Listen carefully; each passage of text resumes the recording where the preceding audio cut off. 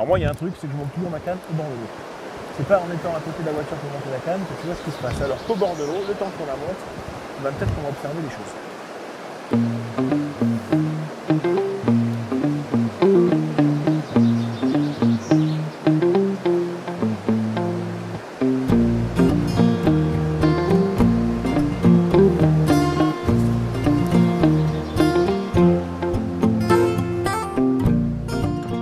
Bon alors Vincent, peux-tu m'expliquer où nous sommes exactement ici?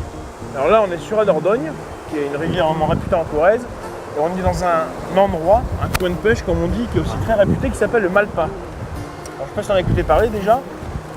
Malpas, pour les gabariers, c'était le mauvais passage. C'était le passage qui était dangereux, où on risquait d'abîmer la gabarre. D'ailleurs là, si tu veux, l'été, il y a des pompiers qui sont postés au cas où il y a un canoë qui se retourne, quoi. D'accord.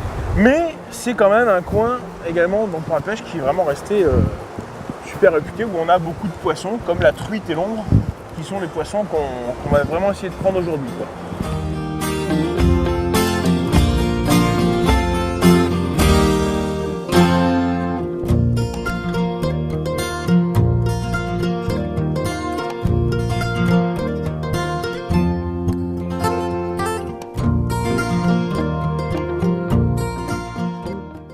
Guide de pêche, je travaille avec des personnes en stage, adultes comme toi.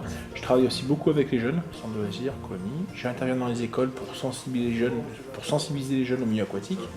Puis à la maison de la pêche, on a également un bureau d'études. Donc on fait tout ce qui est analyse d'eau, études de rivière, pêche électrique pour faire des inventaires de poissons sur les rivières. Donc il y a tout le côté scientifique aussi qui est intéressant. Voilà, il y a le côté animation, environnement, côté monitoring de pêche, c'est sympa. Et ça, c'est ce qui me plaît. Tu as passé un diplôme, je présume? Ouais, c'est un brevet, comme un brevet d'État, c'est un brevet professionnel. De moniteur guide de pêche. Tu dépends du conseil général? Ah non, c'est maison, moi c'est maison de la pêche, c'est tout pour l'association ce que je fais. D'accord. Bon, ouais, ne le sont pas.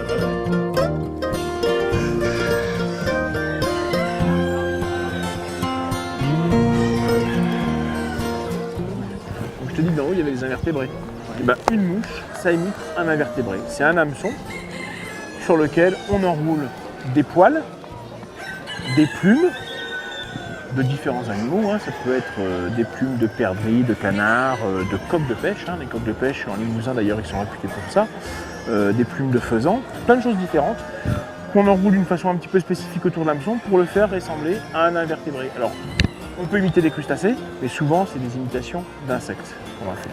Un insecte, je te l'ai dit, ça a deux vies. Ça peut vivre sous l'eau, ça imite une larve, on aura des mouches qui vont imiter la larve de l'insecte, alors que celle-là, ça imite des insectes plutôt adultes qui a des ailes. Et donc, c'est ce qu'on appelle des sèches dans notre langage. La mouche qui flotte, c'est vraiment la pêche de base, c'est la plus belle, on va pêcher en sèche.